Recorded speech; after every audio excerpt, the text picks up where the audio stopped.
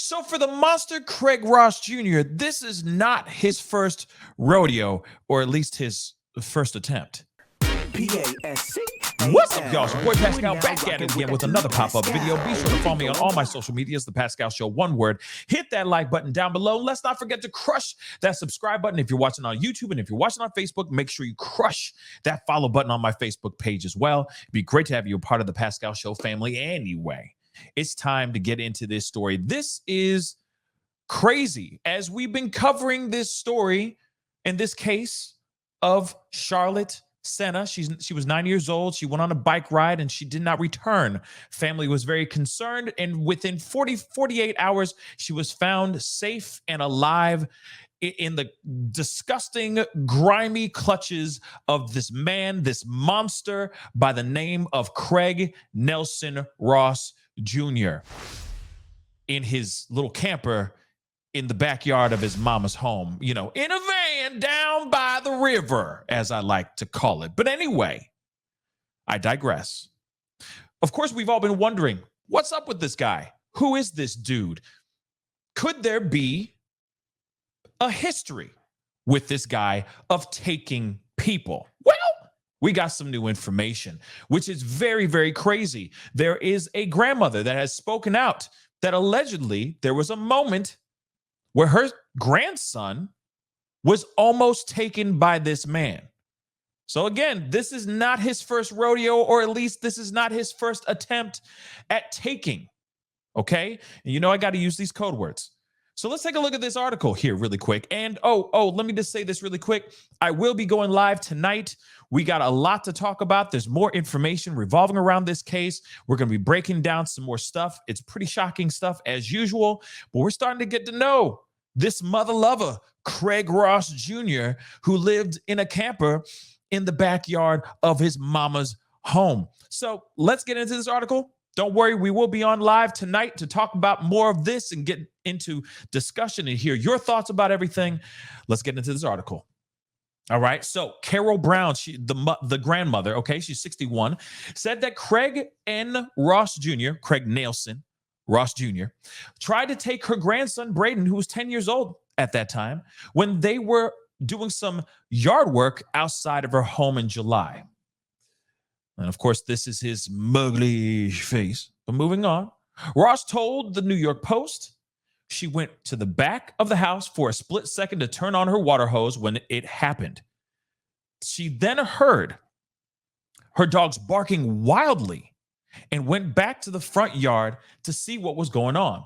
That's when she noticed Ross, who's 6 feet 4 inches tall. He weighs 275 pounds per his arrest record, towering over her 10-year-old grandson. She says he was wearing a quote-unquote Native American style earrings with feathers and hoops that looked like dream catchers, she said.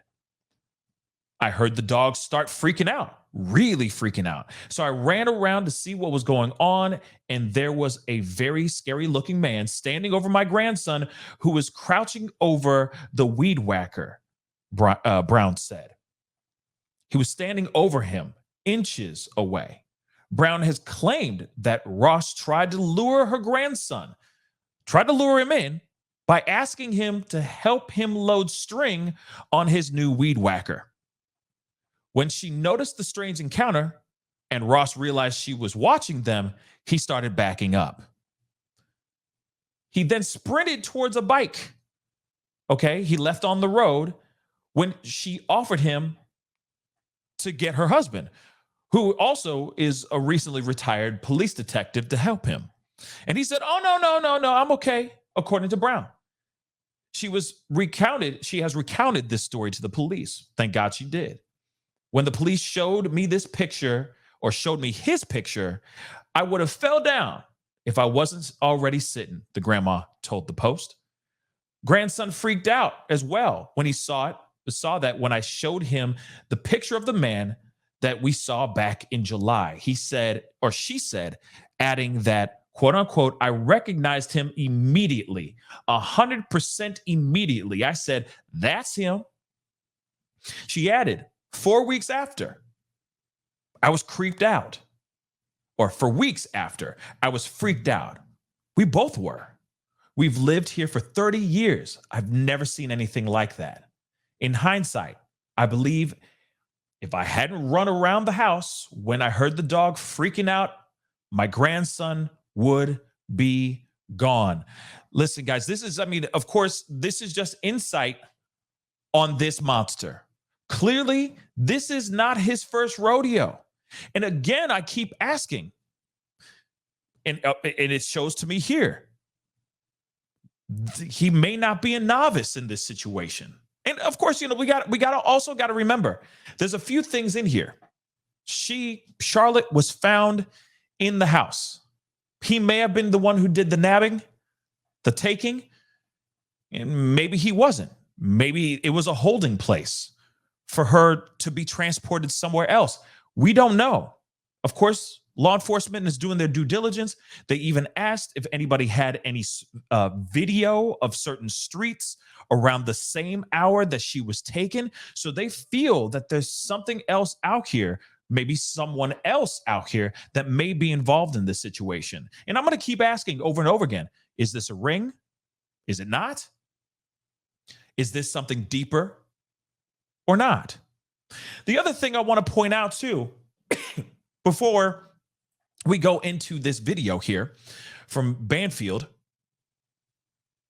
he has MS. Apparently, he says he has multiple sclerosis. And because of that, he hasn't been able to work very much. It's hard for him to move around. But from that account, he was booking it to his bike. And I'm wondering, is it a motorcycle bike or is it a regular bike? Because no matter what, physically, I'm surprised if the MS has taken over his body that badly. I'm wondering how he's able to just up and grab anybody like this. Now, I know that MS can be extremely unpredictable. One day you feel like you're Superman, and the next minute you feel weak as hell and pain, and you feel excruciating amounts of pain.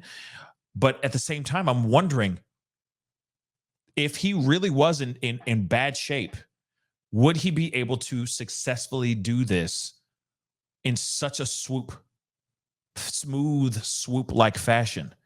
And just think about it, the way Charlotte went and disappeared. It was pretty damn fast, right? So I'm wondering, could he have done this all by himself or not? And I ask that to you guys because it does feel like maybe there's something else going on here. And of course, law enforcement feel the same way. Let me show you guys this video really quick. Let's take a look at this. And like I said, there's a lot more to this, and hopefully law enforcement is breaking it down, you know, and we'll find out more. But clearly, this is not his first rodeo. Let's rock and roll. They also say that he suffers from MS, multiple sclerosis, doesn't get around very well. He's charged with one count of kidnapping, and one of his neighbors says that in July, her grandson was nearly kidnapped by him. Police showed her a picture of that man, and she said, that's him. That's the man that tried to kidnap my grandson from our front lawn. He also has an 11-year-old daughter and 2 adult sons. Ain't that crazy? This man has offspring. And of course, there have been people talking about the one of the sons speaking out and all that. And of course, she's going to be talking about that in a second. But one thing I just want to point out that I didn't get to say yet, what if he's just saying he has MS for the sake of saying that he's got MS for some sympathy, or to I don't know, just to lie? That's another question I have about in regards to this. Again, he could very well have MS, but he could very well be lying through his teeth just to kind of save his own butt. But let's continue. Of the adult sons, one of them told Fox News, I hope he dies in prison. The 11-year-old daughter, who knows? I hope she is safe. And I hope she has been safe growing up with him, if in fact he is the kidnapper. I want to go to Brooke Schaefer. She's our News Nation correspondent who is live outside of the Saratoga County Jail, where that man is locked up tonight. You had a chance to talk to that neighbor. I think her name is Carol Brown, Brooke. Yeah, she lives on the street, just a couple houses down from the home where they found that 9-year-old girl. She said that she had seen this now accused kidnapper around before. She said she had a somewhat uncomfortable interaction with him. She didn't really want to talk about it too much, but here's what she said. Take a listen. Yeah, I had one interaction, and it was very uncomfortable, and I don't want to talk about it. Never in my wildest dreams did I think that anyone that I've ever seen, or I just can't fathom an individual being capable of such a hideous thing. Again, that neighbor not really wanting to go into details about what made that interaction so uncomfortable, as she described it. But really, people who live on that street just in shock to learn the news that this little girl was kidnapped and was hiding in a trailer just steps away from their own homes. It is pretty scary that this was someone who was only less than 2 miles away from the family's home, in the neighborhood, basically, with their child hiding, being hid or stowed away in a cabinet. Again, it's the craziest, creepiest thing. And one thing I find very interesting is that the grandmother said, I don't want to get into detail, but she most definitely did get into detail, at least later on in other interviews. She at least was felt brave enough and felt strong enough to speak out and give her account of what she experienced. This guy is a very dangerous individual. And what's scary is that he's been hiding in plain sight within this neighborhood, within this community. He's been hiding in plain sight.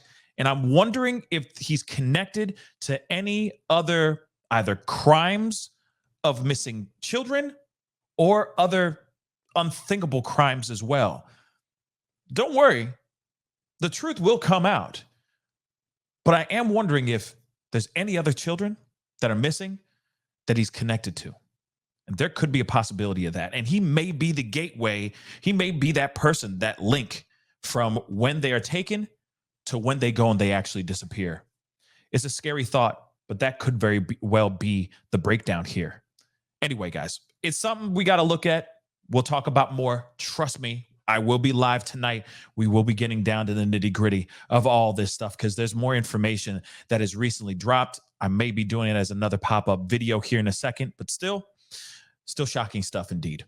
Anyway, guys, that's the video. Comment down below. Let me know what you think. Don't forget to crush that like button. Hit that subscribe button on YouTube. If you're watching on Facebook, crush that follow button on my Facebook page.